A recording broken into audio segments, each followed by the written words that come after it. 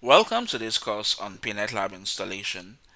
In this particular module, we're going to take a look at a very nice tool called the iShare2. Your iShare2 is actually a tool that helps you to download and manage images in your network emulator easily. So, unlike your GNS3, where if you're trying to do a lab on Cisco networking, you need to download, Cisco images, or in your EVNG, the commercial version, you'll need to download Cisco routers, either Camo images or Bean or Dynamics.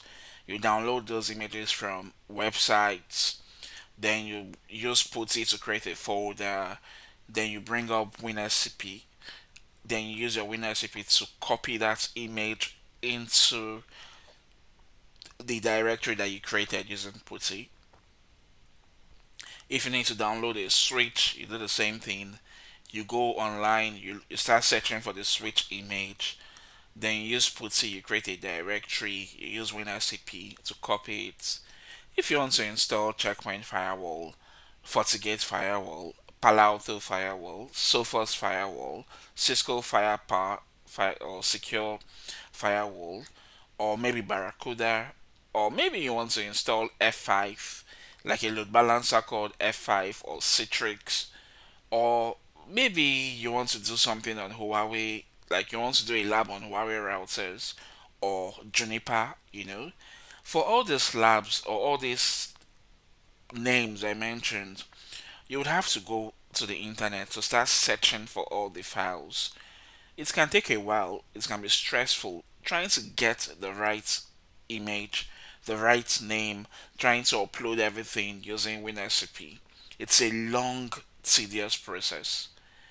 But with your iShare2, you can do all of these things automatically. All you need to do is install the iShare2 on your Ubuntu terminal, and then that's all. Just run some simple commands, and in less than a minute, you've gotten what you wanted. So, something that could have taken you 5 hours, 6 hours with your iShare2, you can get it done in minutes, at max about 10 minutes, and you're done with it. So, you can download bin images, Camo images, dynamics, and many more using iShare2, even Docker images as well. So in our next module, we're going to see how to install the Pinet, how to install the iShare2 using this command.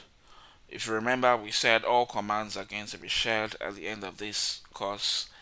So we can use this command to install the iShare2. So in our next module, we'll get that done. With this, we've come to the end of this particular module. I'll meet you in the next one. Thank you.